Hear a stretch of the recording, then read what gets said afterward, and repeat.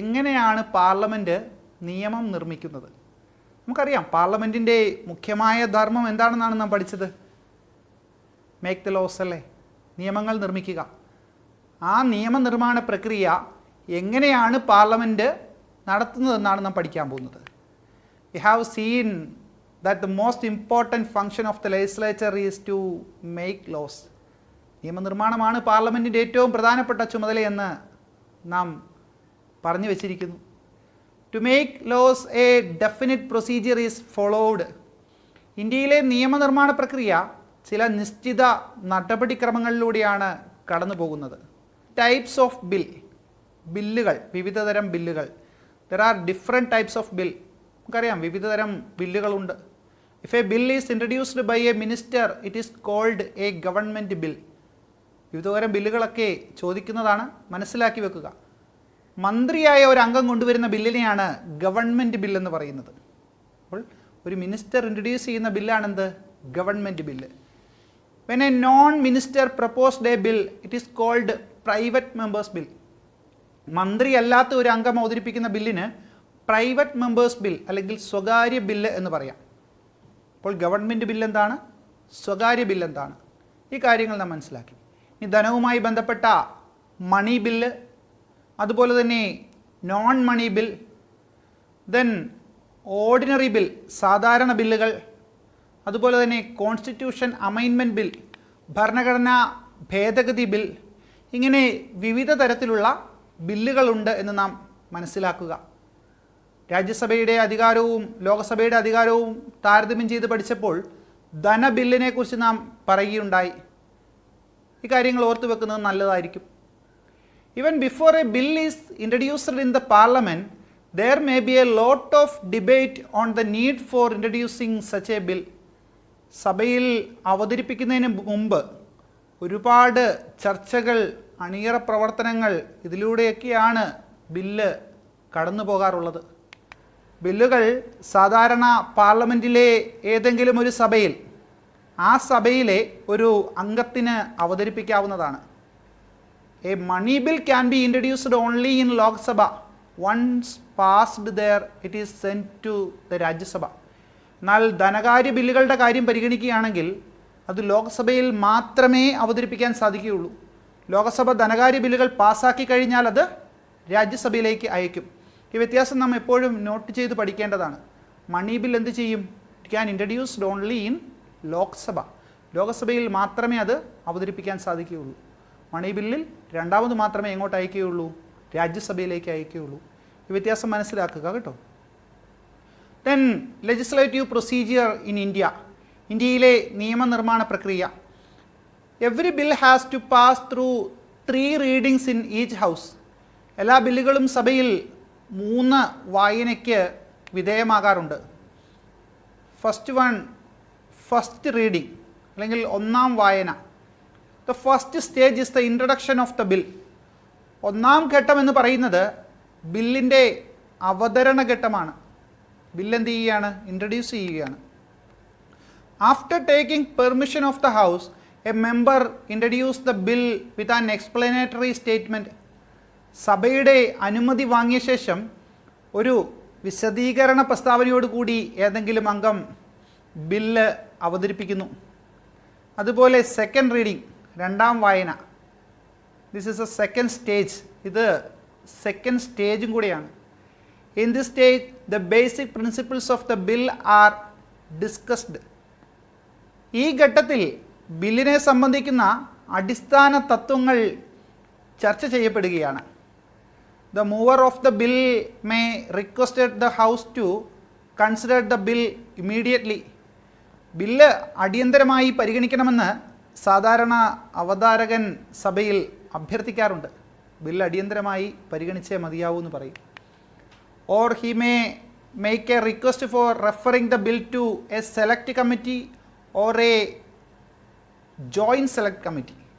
അല്ലെങ്കിൽ ഒരു സെലക്ട് കമ്മിറ്റിക്കോ 2 സഭകളുടെയും സംയുക്ത സെലക്ട് കമ്മിറ്റിക്കോ ബില്ല് പരിഗണിക്കാനായി അയക്കുന്നതിന് ആവശ്യപ്പെടുകയും ചെയ്യാം. അങ്ങനെ രണ്ടാമത്തെ സ്റ്റേജ് കഴിഞ്ഞു. അടുത്തത് തേർഡ് സ്റ്റേജാണ് കമ്മിറ്റി സ്റ്റേജ്, കമ്മിറ്റി ഘട്ടം. The third stage of a bill is the committee stage. ഈ ഘട്ടത്തിൽ ബില്ല് കമ്മിറ്റിയുടെ പരിഗണനയിലാണ്. The house appoints members of the select committee. സഭ ഈ ഘട്ടത്തിൽ സെലക്ട് കമ്മിറ്റിയിലെ അംഗങ്ങളെ നിയമിക്കുന്നു. Members of the opposition are also included in select committees. പ്രതിപക്ഷ അംഗങ്ങളും ഈ സെലക്ട് കമ്മിറ്റിയിൽ ഉൾപ്പെടുന്നു. Members of the committee go through the bill clause by clause and prepare their report on the bill to be placed before the house for discussion. ബില്ലിലെ വ്യവസ്ഥകൾ വിശദമായി അതുപോലെ സൂക്ഷ്മമായി പഠിക്കുന്ന കമ്മിറ്റി അംഗങ്ങൾ സഭയിൽ ചർച്ച ചെയ്യുന്നതിനുള്ള റിപ്പോർട്ട് തയ്യാറാക്കപ്പെടുന്നു. ഇനി അടുത്ത ഘട്ടത്തിലേക്ക് ബിൽ കടക്കുകയാണ്.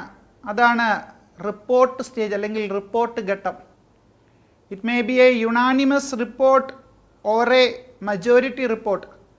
റിപ്പോർട്ട് ഏക അഭിപ്രായത്തിലോ ഭൂരിപക്ഷ അഭിപ്രായത്തിലോ ഒക്കെ ആയിരിക്കും.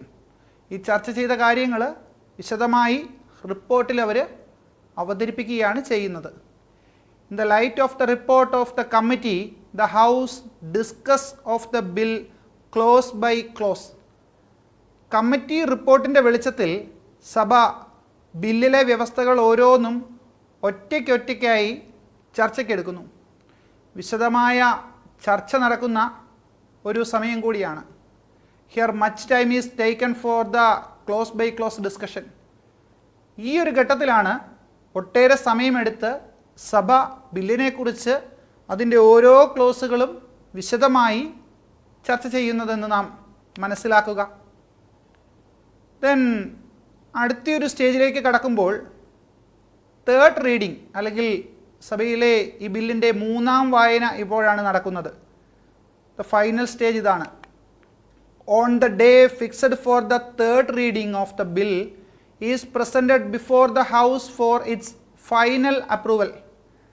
മൂന്നാം വായനയ്ക്കായി നിശ്ചയിക്കപ്പെട്ടിരിക്കുന്ന ദിവസം അന്തിമമായ അംഗീകാരത്തിനായി ബില്ല് സഭയിൽ അവതരിപ്പിക്കുന്നു. At this stage no substantial changes take place.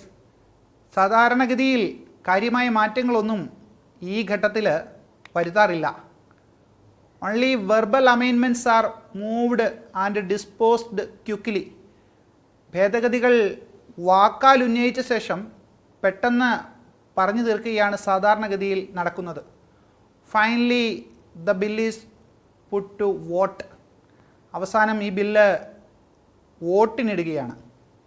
നമ്മുടെ ബില്ല് വിവിധ ഘട്ടങ്ങൾ കടന്ന് ഒന്നാം വായന, രണ്ടാം വായന, മൂന്നാം വായന, ഈ 3 റീഡിങ്ങുകളും കഴിയുന്ന ഒരു ഘട്ടത്തെക്കുറിച്ചാണ് നാം പറഞ്ഞു വന്നത്. Finally the bill is put to vote. അവസാനം എന്ത് ചെയ്യും? ആ ചർച്ചയുടെ അവസാനം ബില്ല് വോട്ടിനിടുകയാണ്. If the majority of members present and voting supports the bill it mean the bill is passed by the house. ഇന്ന് സഭയിൽ ഹാജരായ അംഗങ്ങളിൽ ഭൂരിപക്ഷം പേരും അനുകൂലമായി വോട്ട് ചെയ്യുകയാണെങ്കിൽ സഭ ബില്ല് അംഗീകരിച്ചതായി കണക്കാക്കും. അപ്പം അനുകൂലമായി വോട്ട് ചെയ്യുന്നതിൽ കൂടുതൽ ആളുകളും അംഗീകരിക്കണം.